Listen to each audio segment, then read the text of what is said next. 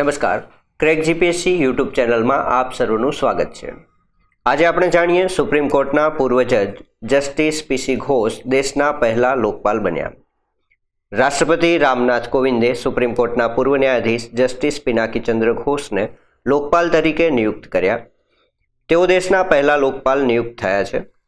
અન્ય સભ્યોની પણ નિમણૂક જસ્ટિસ પીસી ઘોષને લોકપાલ નિમણૂક કરવાની સાથે જ થઈ।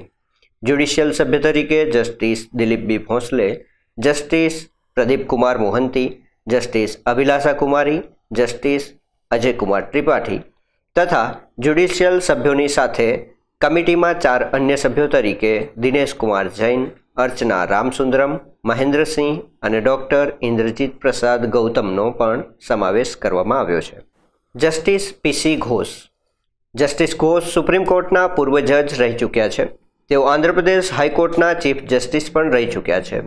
તેમણે પોતાના નિર્ણયોમાં માનવાધિકારની રક્ષાનો વારંવાર ઉલ્લેખ કર્યો છે। જસ્ટિસ ઘોષની ઓળખ માનવાધિકાર કાયદાઓ પર તેમની ઉત્તમ સમજ અને એક્સપર્ટ તરીકે છે। તેઓ રાષ્ટ્રીય માનવ અધિકાર પંચના સભ્ય છે। લોકપાલની નિયુક્તિ કેવી રીતે થાય છે? લોકપાલ નિયુક્તિની સિલેક્શન કમિટીમાં વડાપ્રધાન, ચીફ જસ્ટિસ અથવા તેમના દ્વારા નામાંકિત જજ, વિપક્ષ નેતા, લોકસભાના અધ્યક્ષ અને એક કાયદા નિષ્ણાત હોય છે। વડાપ્રધાન નરેન્દ્ર મોદી, ચીફ જસ્ટિસ રંજન ગોગોઈ, લોકસભા અધ્યક્ષ સુમિત્રા મહાજન, પૂર્વ એટર્ની જનરલ મુકુલ રોહતગીની નિમણૂક સમિતિએ તેમના નામની ભલામણ કરી। લોકસભામાં કોંગ્રેસ નેતા મલ્લિકાર્જુન ખડગેએ આ બેઠકમાં ભાગ લીધો ન હતો। તેઓ પણ આ સમિતિના સભ્ય છે। લોકપાલ કોની સામે તપાસ કરી શકે? લોકપાલ ભ્રષ્ટાચારના કેસમાં તપાસ કરાવી શકે છે। આ માટે તેમને કોઈની મંજૂરીની જરૂર હોતી નથી। તેઓ વડાપ્રધાન સહિતના પદ પર રહેલા લોકો સામે થયેલી ભ્રષ્ટાચારની ફરિયાદ અંગે સીબીઆઈને પણ આદેશ આપી શકે છે। પૂર્વ વડાપ્રધાનો, વર્તમાન અને પૂર્વ કેન્દ્રીય મંત્રીઓ, સંસદ સભ્યો, સરકારી અને જાહેર ક્ષેત્રના કર્મચારીઓ, 10 લાખથી વધુનું વિદેશી યોગદાન મેળવતી એનજીઓના કર્મચારીઓ આ તમામની તપાસ કરાવી શકે છે। જો અન્યને હેરાન કરવા ખોટી રીતે કેસ કરે છે તો તેના માટે પણ સજાની જોગવાઈ આ લોકપાલ બિલમાં છે। કેવું હોય છે લોકપાલનું માળખું?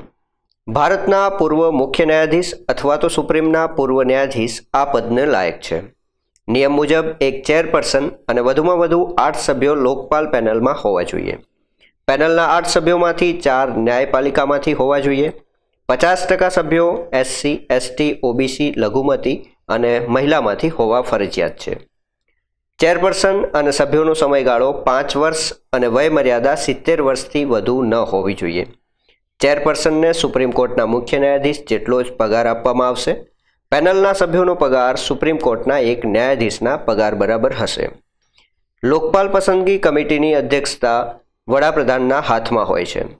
પસંદગી કમિટીમાં લોકસભા સ્પીકર, લોકસભાના વિપક્ષના નેતા, ભારતના મુખ્ય ન્યાયાધીશ અને એક સર્વોચ્ચ અદાલતના જજ અને એક ઉચ્ચ કાયદાશાસ્ત્રીની પસંદગી થાય છે। પરીક્ષાની દ્રષ્ટિએ લોકપાલ ખૂબ જ અગત્યનો મુદ્દો છે। આ વિડીયોને લાઇક કરી ક્રેક જીપીએસસી ચેનલને સબસ્ક્રાઇબ કરશો। આવા અગત્યના વિડીયોની એલર્ટ મેળવવા બેલ આઇકન પર ક્લિક કરશો। સાથે સાથે આપના મિત્રો સાથે પણ આ વિડીયોને ચોક્કસથી શેર કરશો। Thank you.